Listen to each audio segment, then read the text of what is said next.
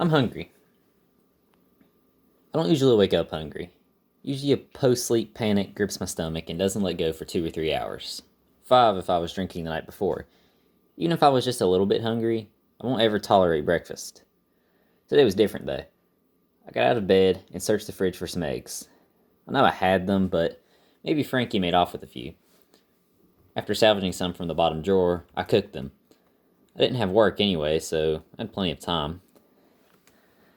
Last night, Frankie and I went out to dinner for our 6-month anniversary. I was taking her out to this Thai restaurant we love, but she suggested a new one. It's not really Thai. Burmese, I think, she said over the phone. It just opened up on Milton Avenue near the Chase. It's not really busy area though, is it? No, but it'll be quiet and romantic. I could hear her half smile as she said it. Alright, sure. I'll come by at 7? 7:30.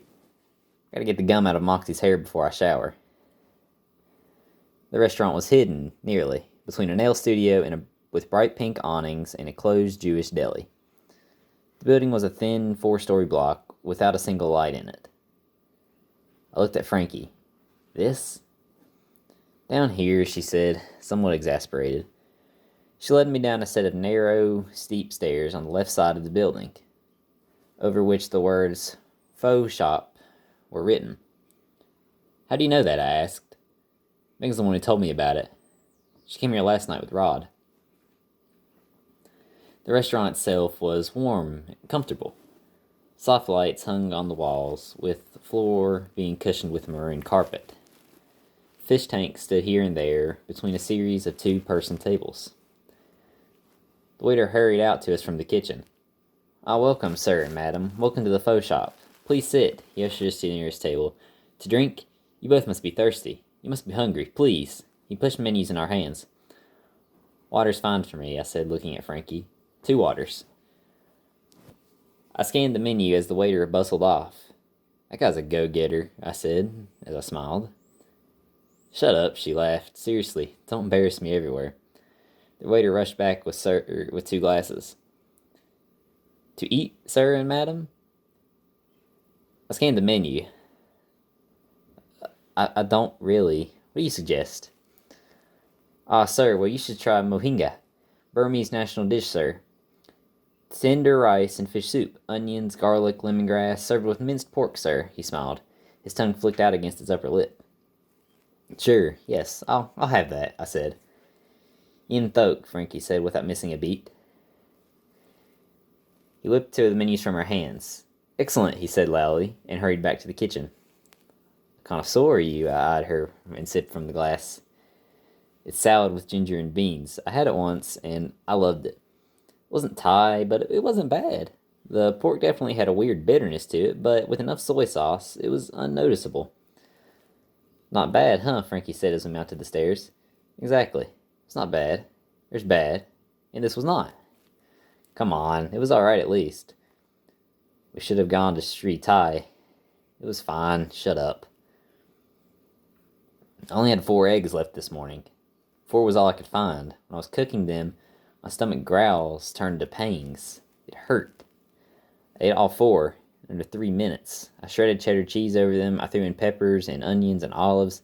I inhaled them, threw the napkin down, but I was still hungry. That didn't make any sense. I should be at the point of throwing it all up right now. Looked down at my plate at the tiny flakes of egg on the corner of the table. Maybe if I scraped those up, but those weren't enough. I headed to the couch to let myself digest. Maybe it was to hit my stomach, just to give it some time. Then I'll feel full enough to put my head back to bed. I waited and waited. Stomach growled. 3 hours later, the fridge was empty. Greasy Tupperware lay on the floor. Tinfoil with burn mark clinging to the rack on my stove. I ate every slice of cheese, meatballs, Dutch chocolate, ice cream, whole tomatoes, leftover steak, frozen burgers. I pulled down a tin of lasagna so hard it flipped and spattered over the floor. Scooped it up with my hands, shoved it in my mouth like a fucking animal. But I was still hungry. I stumbled into the bathroom, weak from hunger, gripping the sink. I looked into the mirror. Someone had taken my face and was wearing it as a mask. My cheeks hung off the bone. The bags under my eyes had gone from light purple to pitch black.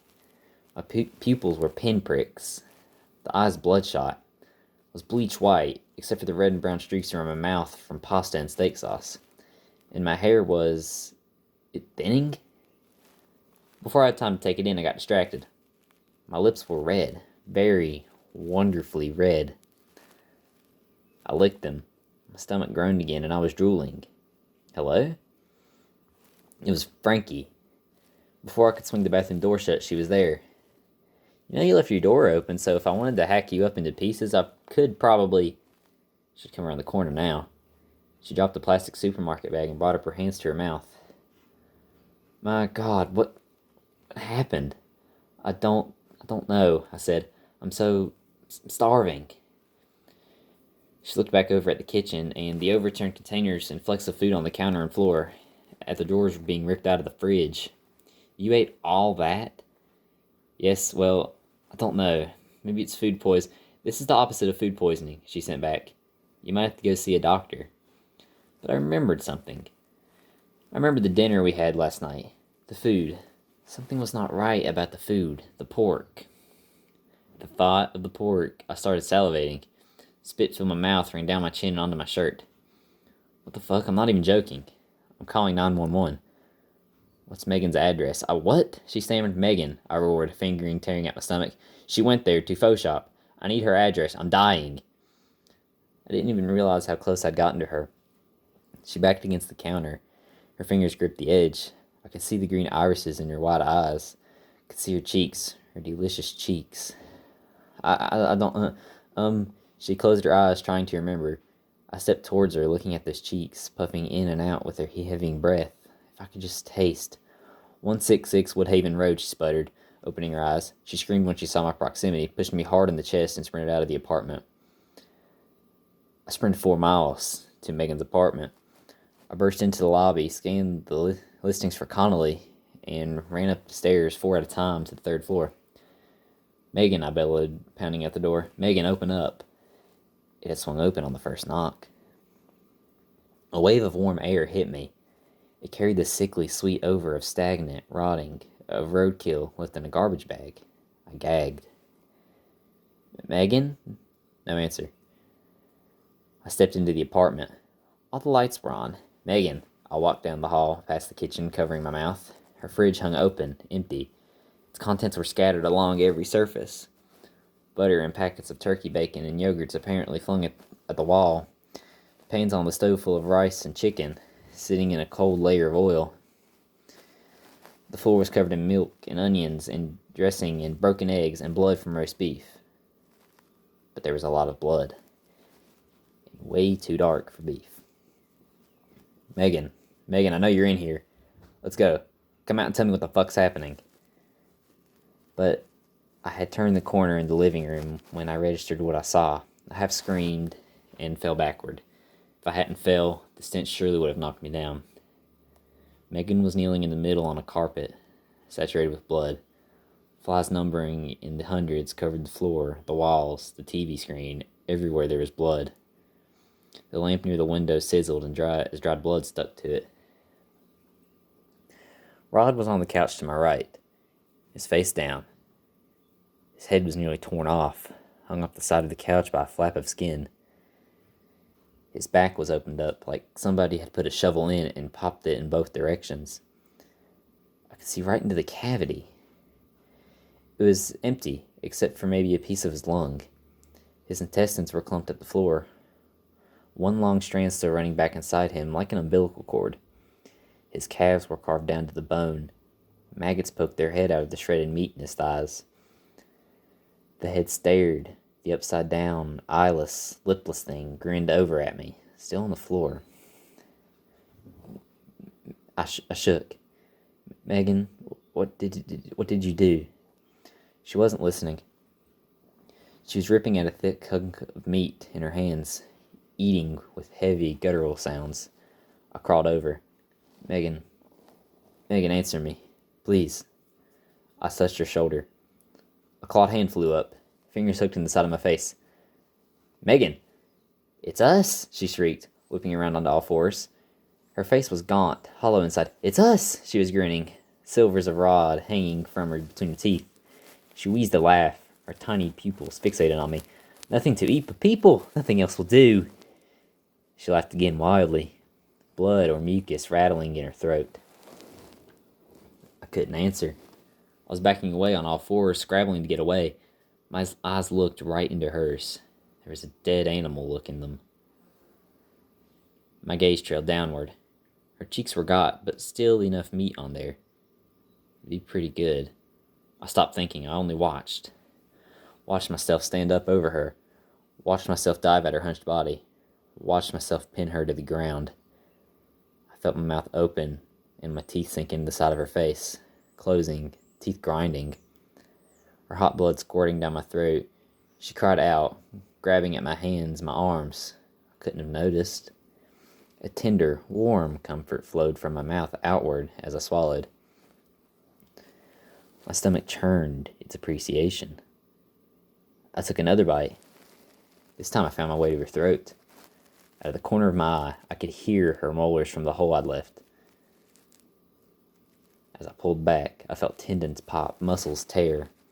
Hot, sticky blood soaked my face. My eyes showered down over me, and I swallowed whole, laughing, giggling, with the feeling of real food, savory, healing meat.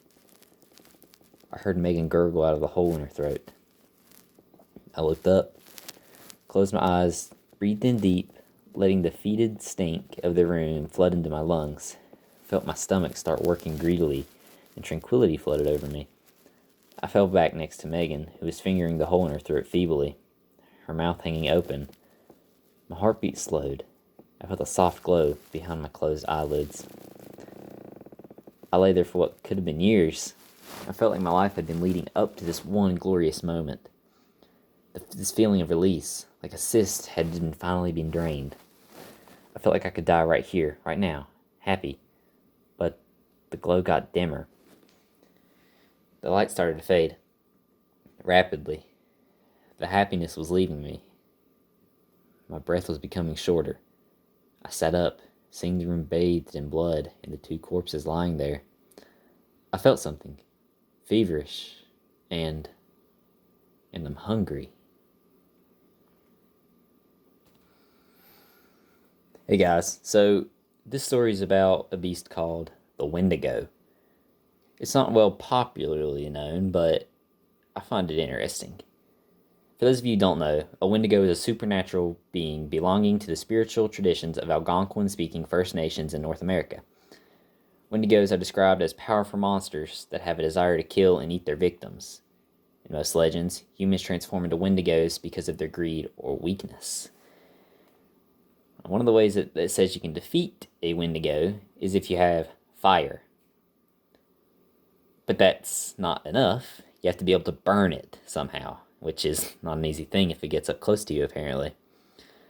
Possession by a Wendigo is thought to cause drastic physical changes to the host body, including changes in skull and skeletal structure, growth of antlers, claws, and fur, as well as either intense emaciation of the body or in some insignificant increase in body mass, which is kind of what our person saw in the mirror.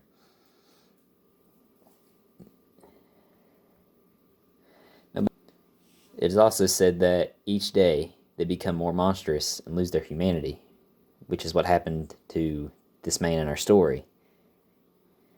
When a Wendigo feeds, it becomes stronger, which is also what kept happening. It also said the Wendigo can be rendered unconscious by sufficient force, such as severe physical injury and trauma. But it is also said it has been able to regenerate from being completely disemboweled, which is kind of why you have to burn it.